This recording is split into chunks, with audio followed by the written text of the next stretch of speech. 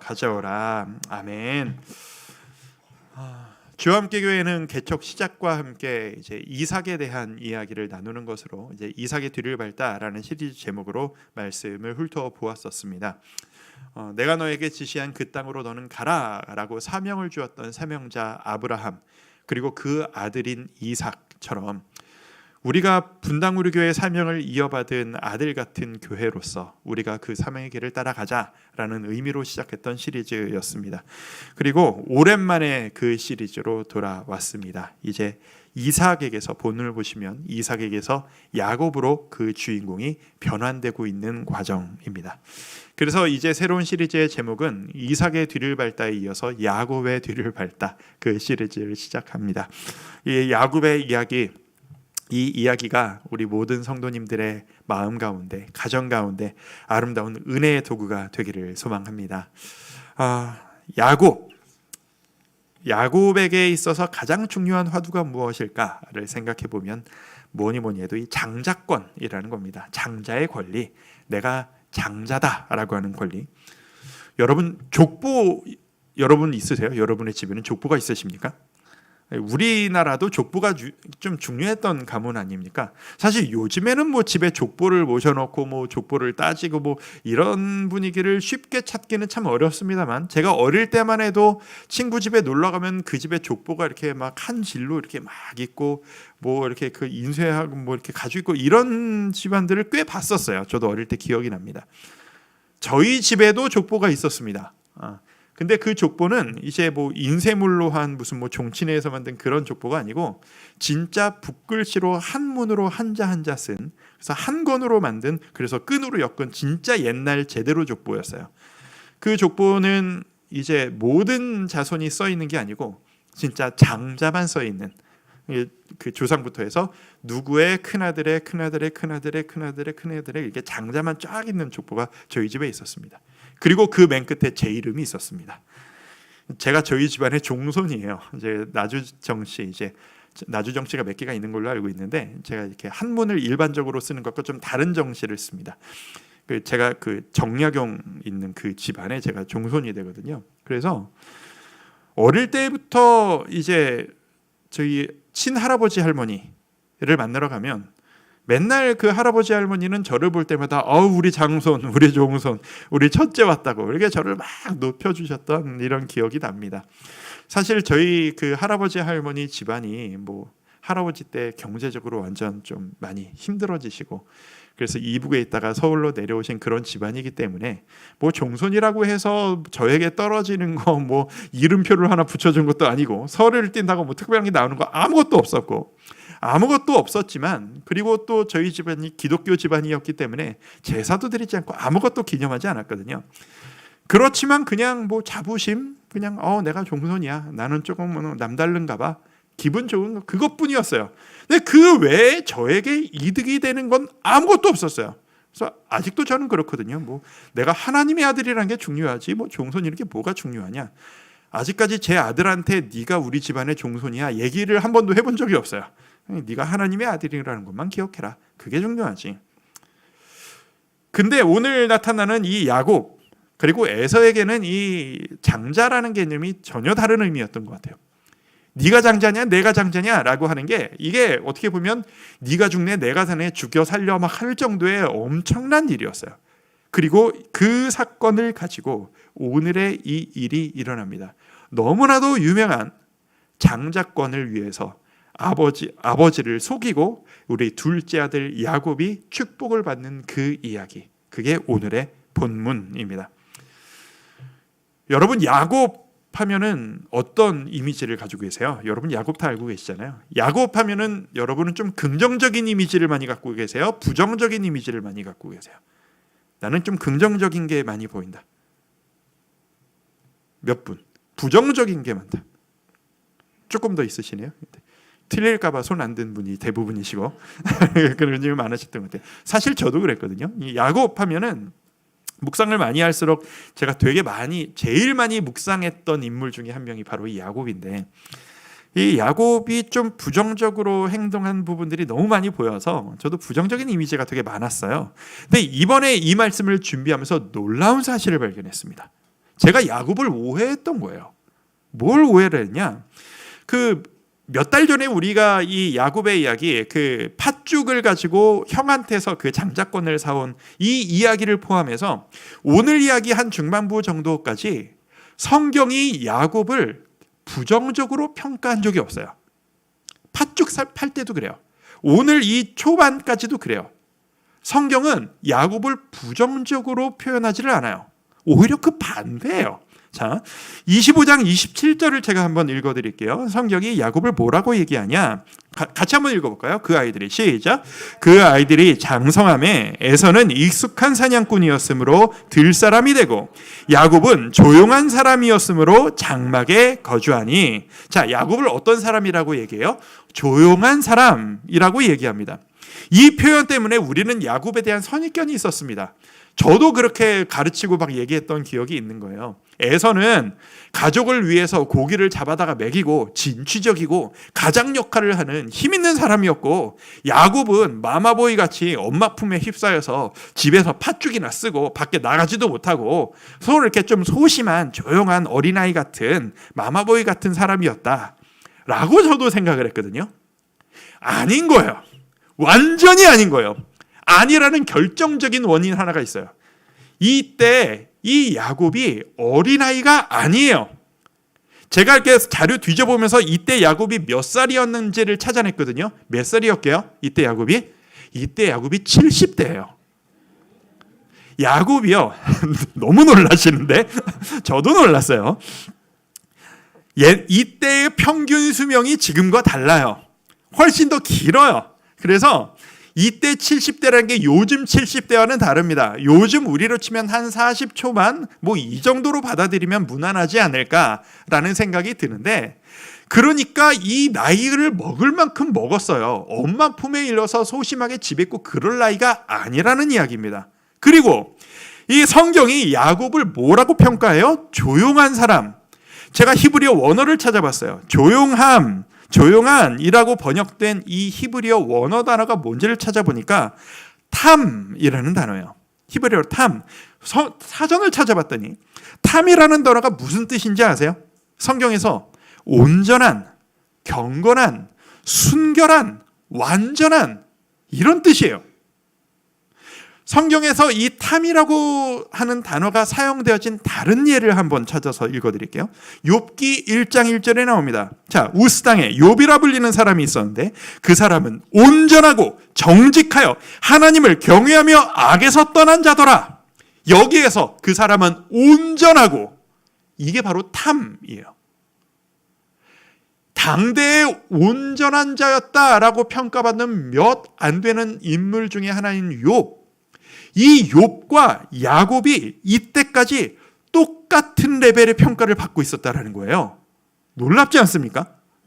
그러니까 이 번역에서 이 문맥상 외향적인 에서와 대조를 시키기 위해서 조용한이라고 하는 표현을 썼지만, 에서는 밖으로 돌고 진취적이고 세상을 사랑해서 세상 속으로 들어가고 이 이미지와 반대하고 조용한이라고 하는 표현을 썼지만, 원래는 야곱은 이게 무슨 의미냐면 세상에 휩쓸리지 않고 세상의 악함에 휩쓸리지 않기 위해서 그 나이 되도록 결혼도 안 하고 집에서 스스로의 거룩함을 지키고 온전하게 주님만 바라보려고 애쓰는 온전한 자, 그게 바로 야곱이었다 라는 평가를 받고 있는 거예요. 제가 오해했더라고요. 그런데 이 온전하다는 평가를 받았던 야곱이 우리가 알고 있는 야곱의 캐릭터로 변하기 시작해요. 우리가 알고 있는 기회주의적이고 욕심 많고 남을 속이는 그 야곱으로 바뀌기 시작해요. 그 바뀌는 기점이 어디서부터냐? 바로 오늘 이 이야기부터예요. 이 사건을 시작으로 야곱은 거짓말을 하기 시작하고, 온전하고 스스로를 지켰던 야곱이 세상적으로 계산을 하기 시작합니다. 안타까운 일이죠. 사람의 성격, 캐릭터라고 하는 것은 항상 두 가지의 합입니다. 타고난 기질 플러스 커가면서 어떤 어떤 경험을 했고 무엇을 배웠고 어떤 아픔을 겪으면서 성격이 만들어졌느냐, 이 두 가지가 합쳐져서 한 사람의 캐릭터가 만들어지기 나름입니다. 야곱의 천성은 온전하고 완전한 자였습니다. 그런데 오늘 본문부터 경험되어진 이 야곱의 상처들이 이 야곱으로 하여금 완전히 다른 사람이 되게 했습니다. 어디서부터냐? 그의 가정, 그의 부모님으로부터 시작되었습니다. 야곱의 부모님 이삭과 리브가입니다. 우리는 예전에 이삭의 그 온전하고 순종하는 모습, 그리고 아내 리브가를 맞이해서 행복하게 가정생활을 했던 그 모습을 우리는 기억하고 있을 것입니다. 그 후로 몇십 년의 많은 시간이 지났습니다. 무슨 일인지 모르겠지만 그 오랜 시간이 지난 이후에 이 가정 뭔가 좀 이상해 보입니다. 오늘 이 사건만 봐도 그렇습니다. 겉보기라는 신앙의 가정인데 뭔가 일을 맞닥뜨리고 처리하는 과정이 뭔가 안타까워요. 예전 같지 않아요. 그게 무엇인가? 제가 두 가지로 한번 정리를 해봤습니다. 자, 이삭 가족의 안타까운 모습. 첫 번째, 대화가 없다는 거예요. 대화가 너무 없어요. 이 본문이 우리가 너무 잘 알고 있는 본문이고 여러분들이 익숙한 이야기다 보니까 이 이야기를 읽을 때 아는 이야기하고 슉 읽기 쉬운데, 제가 이번에 처음 읽는 본문이라 생각하고 객관적으로 다시 한번 봤더니 이상한 점 하나를 발견했어요. 그게 뭐냐면 이 이야기가 진행되는 내내, 그리고 그 이야기의 수습하는 과정까지도 이 이야기의 당사자인 네 가족, 이삭, 리브가, 에서, 야곱, 네 명이 한 자리에 모여서 대화하는 장면이 하나도 안 나와요. 문제가 생겼으면 모여서 이야기를 해야 정상이잖아요. 그 얘기를 안 해요. 자, 성경의 다른 인물들을 봐도 마찬가지입니다. 뭐 예를 들어서 아브라함도 롯과 갈등이 생겼을 때 마주보고, 야 조카야 로사, 우리가 이렇게 살아서 되겠냐? 우리 이거 해결해야지. 어떻게 하면 좋겠니? 그래, 네가 우하면 내가 좌하고 네가 좌하면 내가 우하겠다. 우리 이렇게 풀자. 건강하게 풀었습니다. 오늘 이 야곱, 나중에 후대의 이야기이기는 하지만 좀 환란 많은 인생 살았어요. 아내 넷의 아들의 12입니다. 이 아들들이 서로 죽고 죽이고 아내들이 막 쥐어뜯고 난리가 나지만 적어도 힘든 가정이었어도 어떤 트러블이 생길 때마다 이 아버지 이삭 앞에 모두가 모여서 같이 논쟁하고 이야기를 하는 장면들이 계속 나와요. 이게 정상이에요.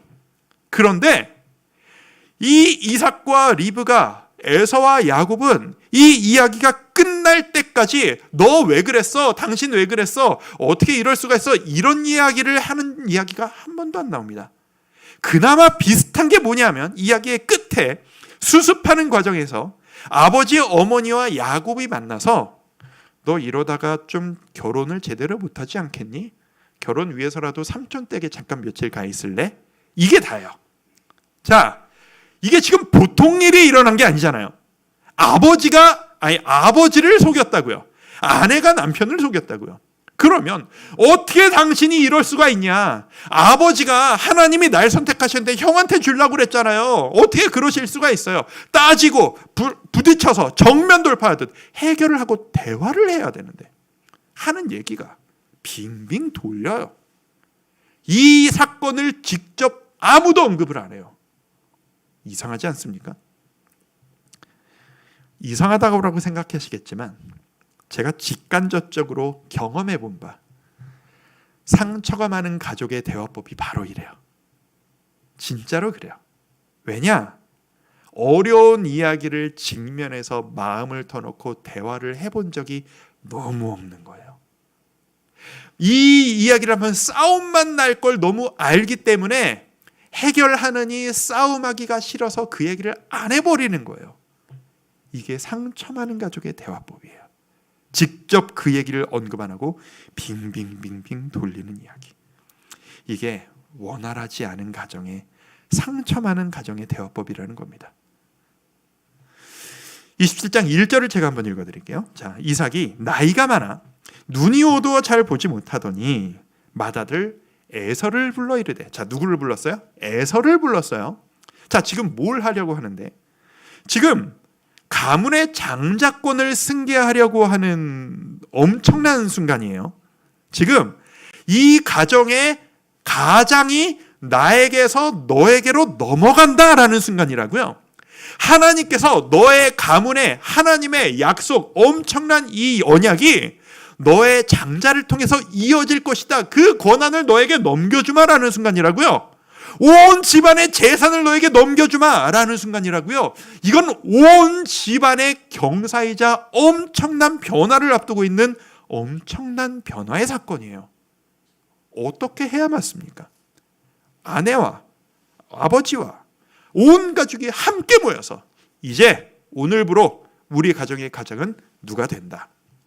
발표하고 축하해주고 잔치를 벌이고 이래야 마땅한 과정 아니겠습니까? 근데 아버지가 아내한테도 말을 안 하고 지가 사랑하는 아들만 딸 살짝 불러가지고 야 혜서야 너 아빠가 좋아하는 고기 알지?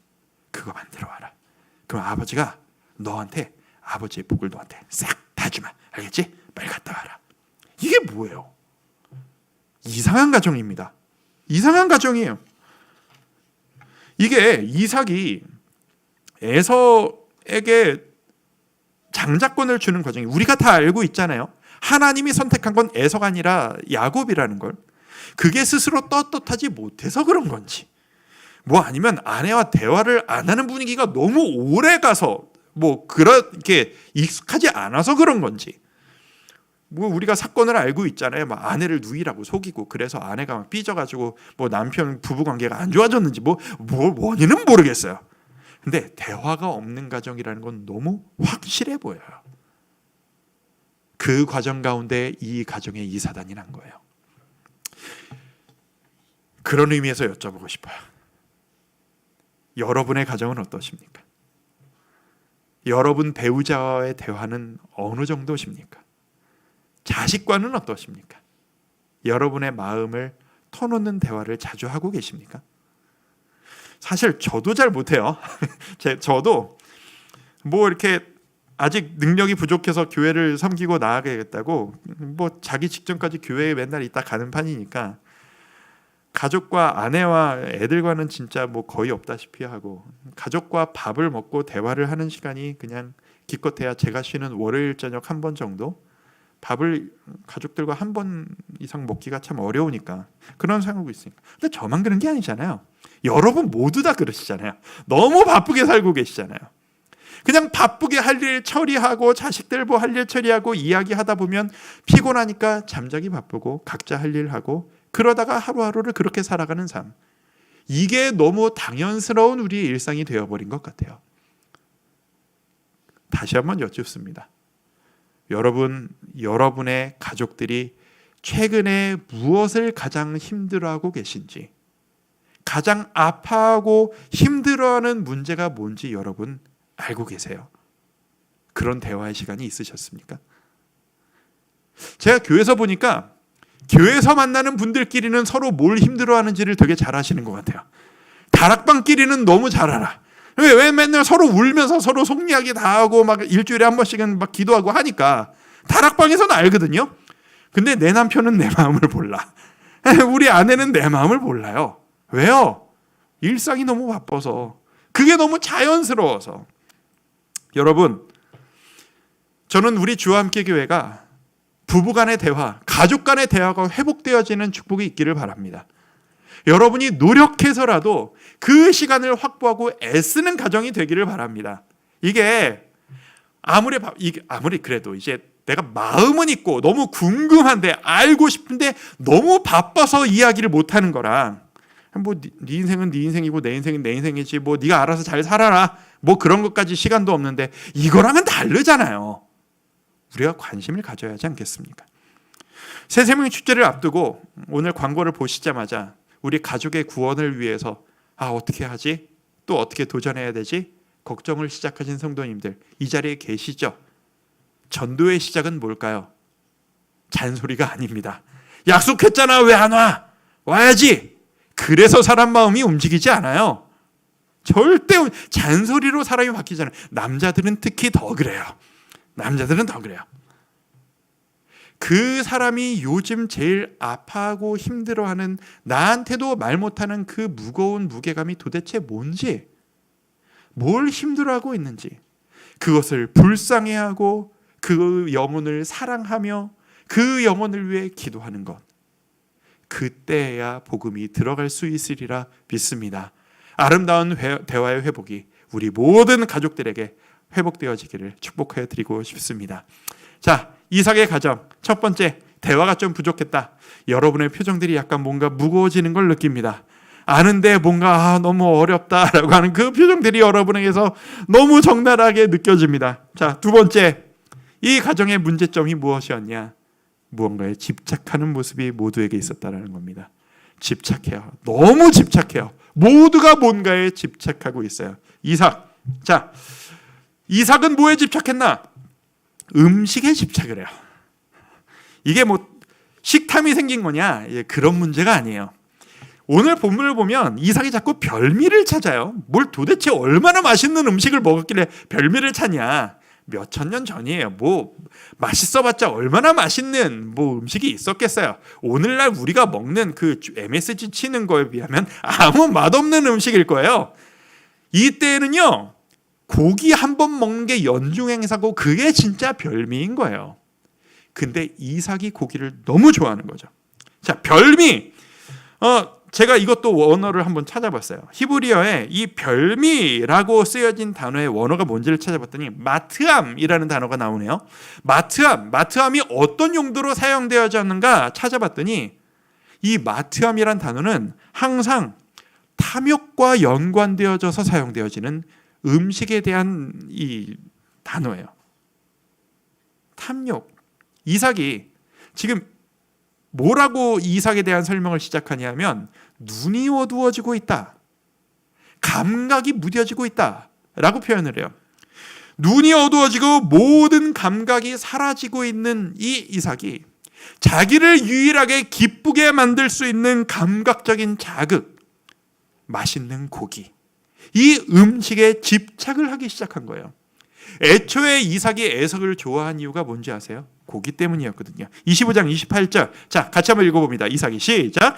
이삭은 에서가 사냥한 고기를 좋아하므로 그를 사랑하고 리브가는 야곱을 사랑하였더라. 왜 사랑했다고요? 고기를 사랑함으로 에서를 사랑했대요.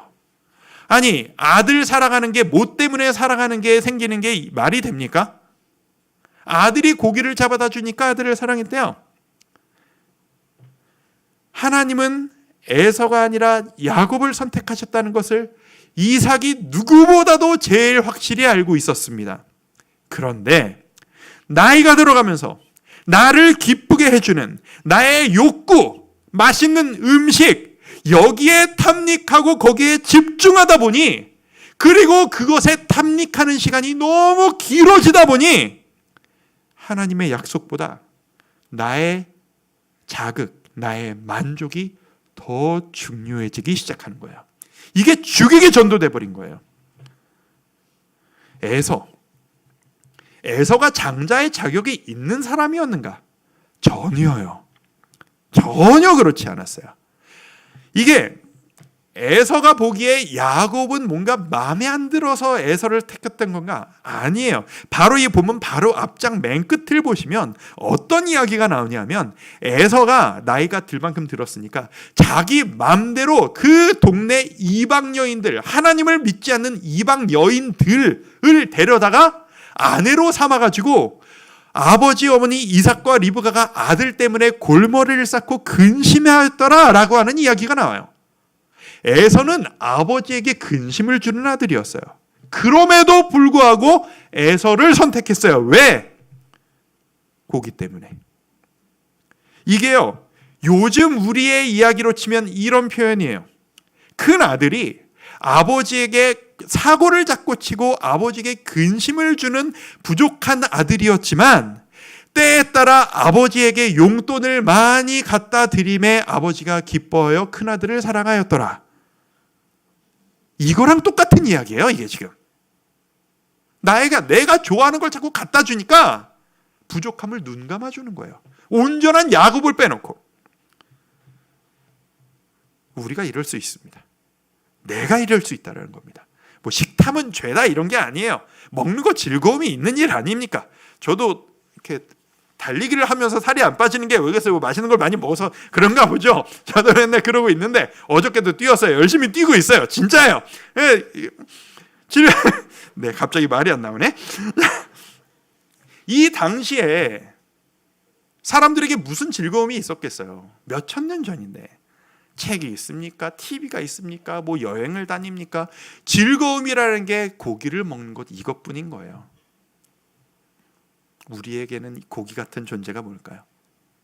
유튜브, 스마트폰, 넷플릭스, 주식, 부동산, 투자가 올랐나 내렸나, 이게 우리의 별미입니다. 여러분, 별미 자체가 근원적으로 악이다라는 이야기는 아닙니다. 그런데 이삭이 그랬던 것처럼 내가 여기에 매이기 시작할 때, 내가 여기에 집착하기 시작할 때, 나 이거 없으면 하루의 삶이 재미가 없는데? 라고 집착하는 순간 하나님이 뒤로 밀리기 시작합니다. 내가 즐거워하는, 내가 연연하는 뭔가 집착하기 시작하는 순간, 즐기는 게 죄는 아니거니와 그 즐거움이 나를 지배하도록, 나를 압도하도록 방치하면 안 된다라는 겁니다. 여러분, 뭐에 매여 계십니까? 여러분 하루 종일 뭘 생각하며 사십니까? 내려놓으실 필요가 있습니다. 리브가는 어떤가? 리브가도 집착하는 게 있었습니다. 리브가는 아들에게 집착했습니다. 야곱에게 집착했어요.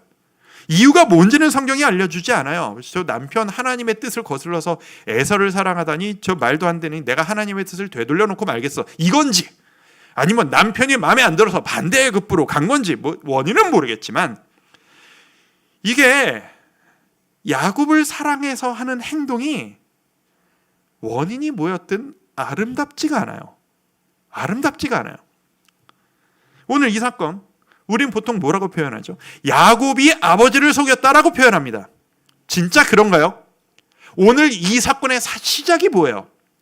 아들이 아버지를 속인 게 아니라 아내가 남편을 속이는 거예요. 야곱이 먼저 속이겠다 한 게 아니고, 리브가가, 저 남편이 몰래 지가 사랑하는 아들 데려다가 축복하겠다고 몰래 불러있으니까 그거 몰래 엿듣고, 쟤 말고 똑같이 자기 아들들인데 저 아들 말고 내가 이뻐하는 아들에게 복을 주겠다고 아버지를 속이고 앉아있는 거예요. 이상하잖아요. 이상한 가정이에요. 뭔가 뒤틀린 가정이에요.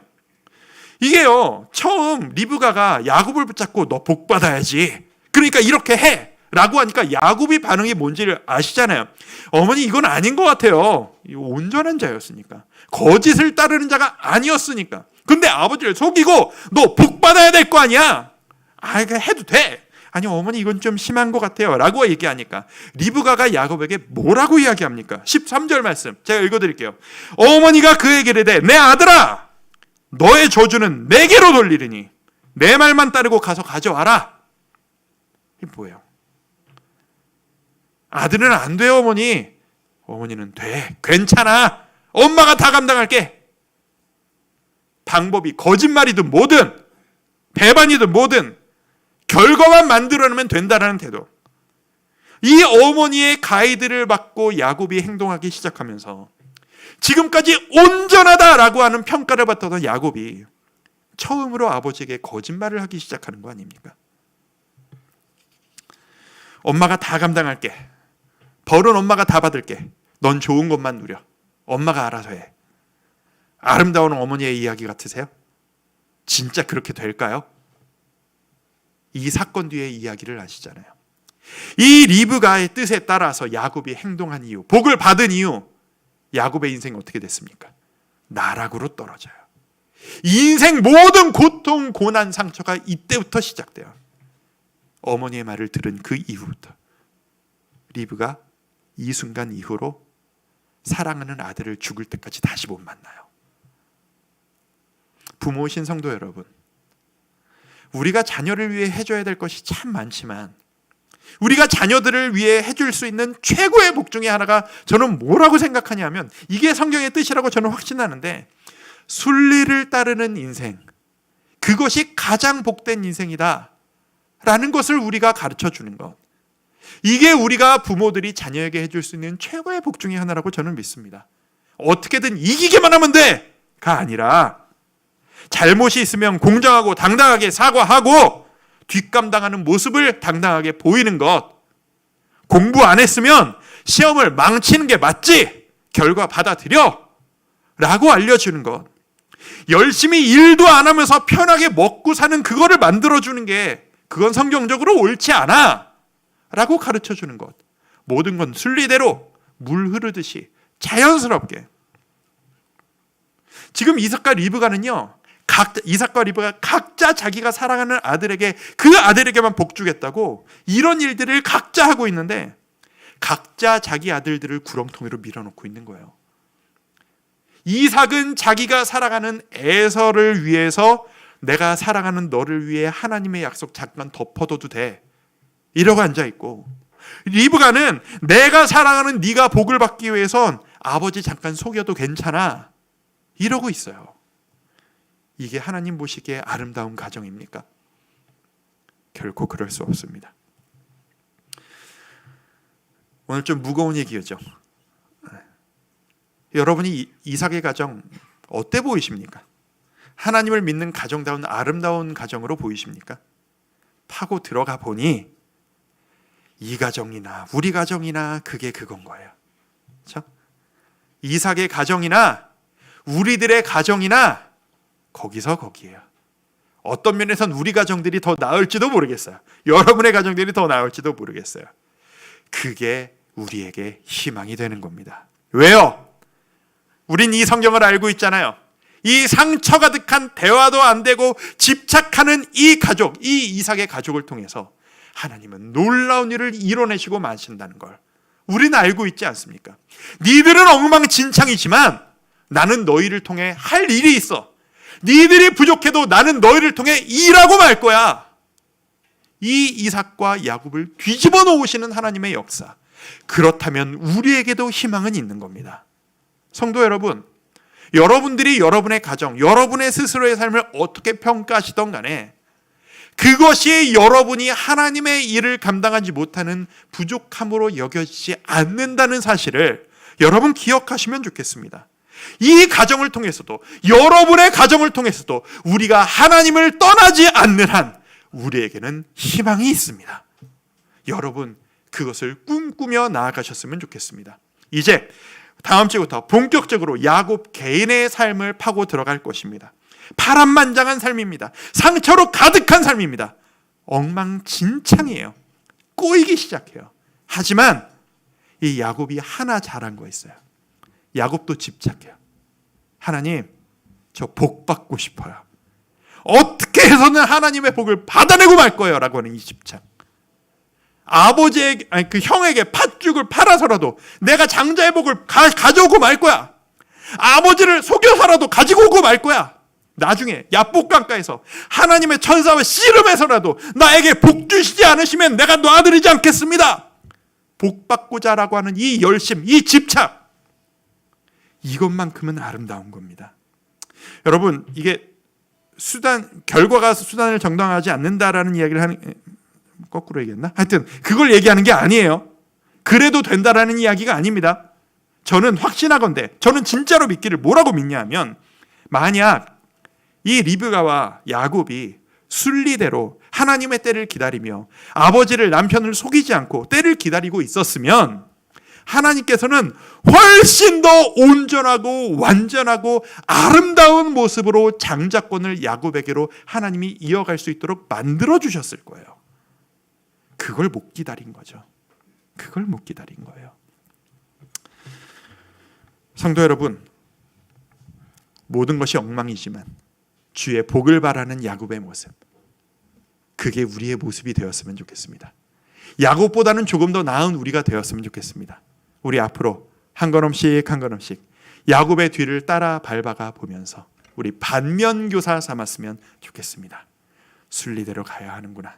주님의 때를 기다려야 하는구나. 나에게도 희망은 있구나. 모든 것이 나락으로 떨어지고 아무런 희망이 없어 보인다 할지라도 우리 가정은 회복될 수 있구나. 우리 부부관계는 회복될 수 있구나. 우리 가정 다시 일어설 수 있구나. 그 희망을 가지고 주님의 길을 따라가는 우리 모든 성도 여러분들 되시기를 주님의 이름으로 축원드립니다. 그 복이 가득하기를 바랍니다. 우리 그런 마음으로 찬양하며 나아갑니다. 우리 은혜 찬양합니다.